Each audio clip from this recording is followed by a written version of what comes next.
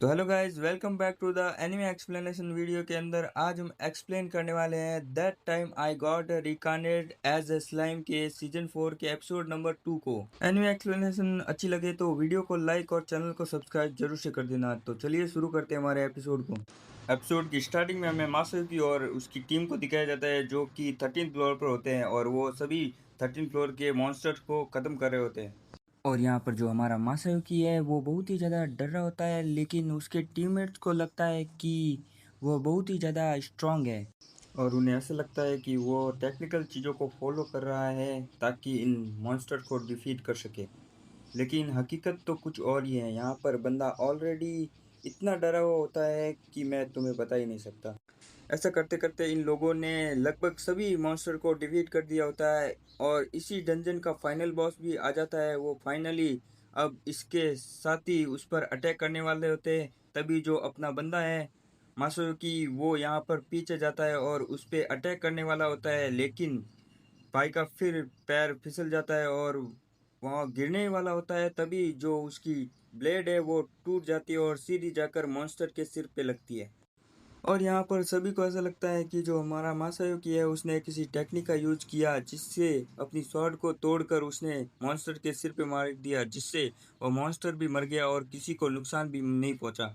और यहाँ पे सभी टीममेट्स मासायुकी के लिए चेयर कर रहे होते हैं और कहते हैं कि लॉर्ड मासायुकी कितने मस्त है और उनका दिमाग कितना ज़्यादा चलता है। और इधर हम मासायुकी को देखते हैं जिसकी फटी पड़ी है और यह बंदा और कहता है कि अरे यार तुम लोग क्या कह रहे हो, मुझे खुद को नहीं पता कि ये कैसे हो रहा है।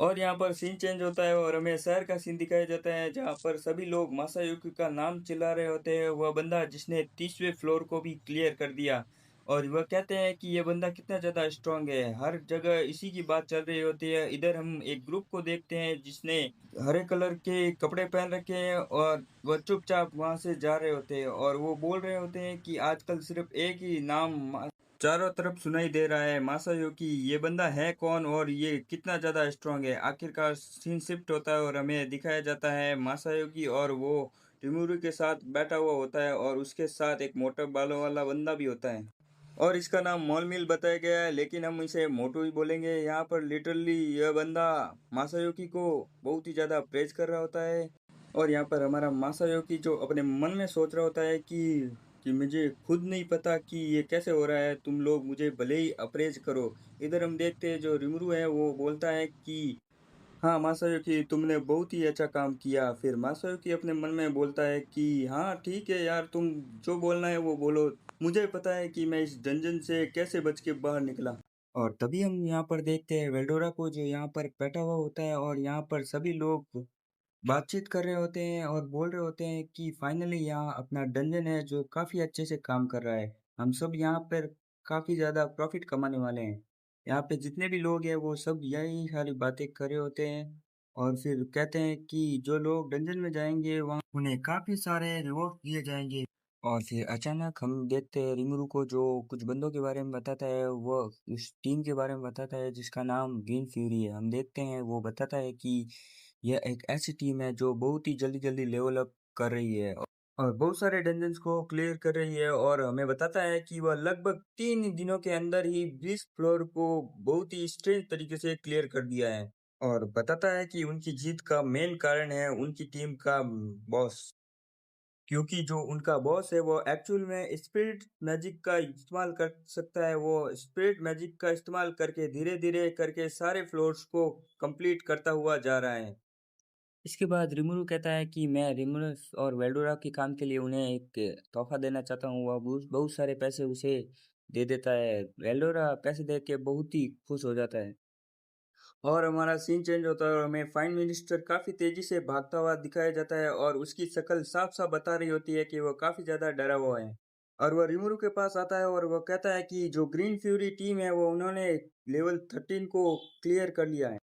फिर हमें उनकी फाइट दिखाई जाती है जहाँ पर रेड ओगर जो बार बार उनको मार रहा था, लेकिन बार बार वह वापस आ जा रहे थे और अगली बार वह दुगनी संख्या में आते थे। यह सब रिमुरु देख रहा होता है। वो देखकर खुद भी काफ़ी ज़्यादा हैरान होता है। भले ही वह ग्रीन टीम वाले कमज़ोर थे, लेकिन वो बार-बार वापस आने की वजह से उस रेड ऑगर को भी मार देते हैं। फिर रेमरेस कहती है कि यह रूल को ब्रेक कर रहे हैं क्योंकि ये सेविंग पोशन पी लेते हैं, सेव करके वापस चले जाते हैं और बार बार अपने साथ एक साथी भी लेकर आते हैं। इनकी टीम में 4 या 5 लोग नहीं बल्कि 100 से भी ज़्यादा लोग हैं। ये सेविंग पोशन पीने के बाद बाहर जाते हैं और फिर अपने साथ 4 गुना या 3 गुना और बंदे लेकर आ जाते हैं और फिर उस पे हमला करते हैं और अगर वह फिर मर जाए तो वो वापस जाएंगे और वापस अपने साथ बंदे लाएंगे और फिर हमला करेंगे, जिसकी वजह से इन्होंने इतनी जल्दी 13 फ्लोर को कंप्लीट कर लिया है और ऐसे ही चलता रहा तो वह 14 फ्लोर को भी जल्दी कंप्लीट कर लेंगे। फिर रेमरेस कहती है कि मुझे एक बात याद आई, मैं काफी टाइम से बताना चाहती थी लेकिन मैं भूल गई थी। जो 60 फ्लोर का गोलम बॉस है वो बेकाबू हो गया था और वो दूसरों पर हमला करने लग गया था और हिनाटा के लोग थे, उन्होंने हिनाटा को ये खबर बता दी जिसकी वजह से हिनाटा ने डंजन में जाकर उस 60 फ्लोर के बॉस को हरा दिया। धीरे धीरे वह 90 फ्लोर पर भी पहुंच गई और लास्ट में उसने वेल्डोरा से भी फाइट की। वेल्डोरा भी कहता है कि हाँ, उसने मुझसे फाइट की और उसने मेरे को काफी ज्यादा डैमेज किया क्योंकि उसकी लड़ाई का तरीका बिल्कुल ही वैसा है जैसे हजारों साल पहले मुझे जिसने कैद किया था। और वो देखने में जितनी स्ट्रांग नहीं लगती, असल में वह काफी ज्यादा स्ट्रांग है। फिर रिमुरो कहता है कि काश मैं इस लड़ाई को देख पाता और मैं वहां पर होता। फिर सारे शांत हो गए और रिमुरु के पूछता है कि आखिर लड़ाई में कौन जीता। तभी रिमुरु थोड़ा शांत होता है और फिर खुश हो जाता है और फिर वो कहता है कि शुक्र है, मेरे को अब कम गोल्ड कॉइन देने पड़ेंगे। फिर फाइनेंस मिनिस्टर कहता है कि हिनाटा काफी ज्यादा पैसे मांगती है। फिर रिमुरु कहता है कि उसे साफ-साफ मना कर दो, हम उसको कोई भी पैसा नहीं देने वाला है। फिर रिमुरु उसी अनडेड के पास जाता है जिसको सीजन 3 में सोना ने हरा रखा है। फिर अनडेड रिमुरु से माफी मांग रहा होता है और कहता है कि मुझे माफ कर दो, मैं तुम्हारे 60 फ्लोर के गोलम को नहीं हरा पाया। फिर रिमुरु कहता है कि कोई बात नहीं, मैं तुम्हें 60 फ्लोर का बॉस बनाता हूँ। तुम अपने होली मैजिक का यूज नहीं कर सकते, इसका मेन कारण यही है कि तुमने किसी गॉड के ऊपर अपनी फेथ नहीं दिखाई है। पहले तुम्हें किसी गॉड के ऊपर अपनी फेथ दिखानी पड़ेगी। फिर रिमुरु कहता है कि तुम्हारा गॉड से कांटेक्ट टूट चुका है। मैं तुम्हें दो रास्ते बताता हूँ जिससे तुम्हारे कांटेक्ट को दोबारा बनाया जा सकता है, तुम्हें होली मैजिक यूज कर पाओगे। फिर रिमुरु उसको 2 तरीके बताता है जिससे वो बार बार प्रैक्टिस करता है और 1.5 घंटे बाद वह दिखाया जाता है और वो होली मैजिक को दोबारा यूज कर पा रहा है और फिर इसे देखने के बाद काफ़ी ज़्यादा खुश हो जाता है।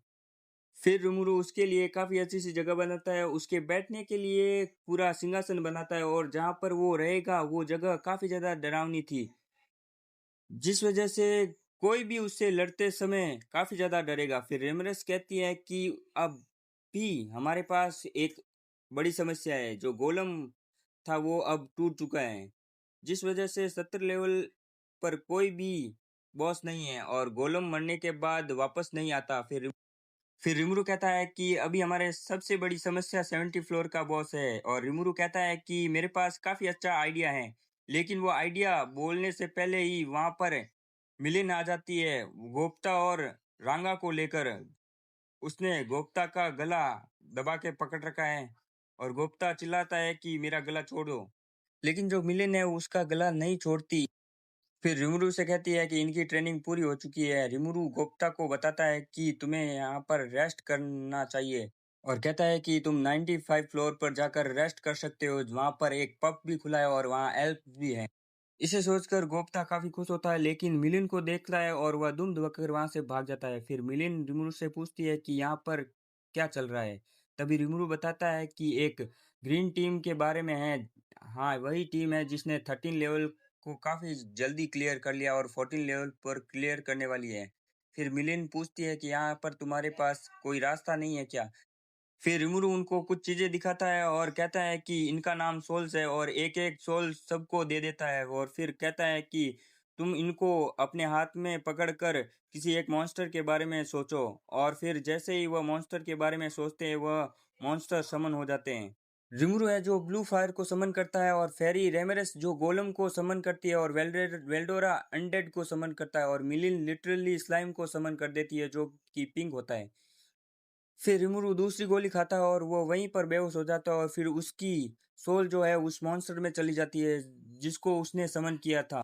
और वो सबको बताता है कि हम ऐसे मॉन्स्टर के अंदर जाएंगे, फिर ग्रीन टीम वालों पर हमला करेंगे क्योंकि हम इंसान बनकर उन पर हमला नहीं कर सकते। लेकिन असल में बात यह है कि अब इन मॉन्स्टर की बिल्कुल ताकत ही नहीं है क्योंकि इनका लेवल काफ़ी ज़्यादा कम है। इसी के साथ हमारा ये एपिसोड यहीं पे ख़त्म होता है।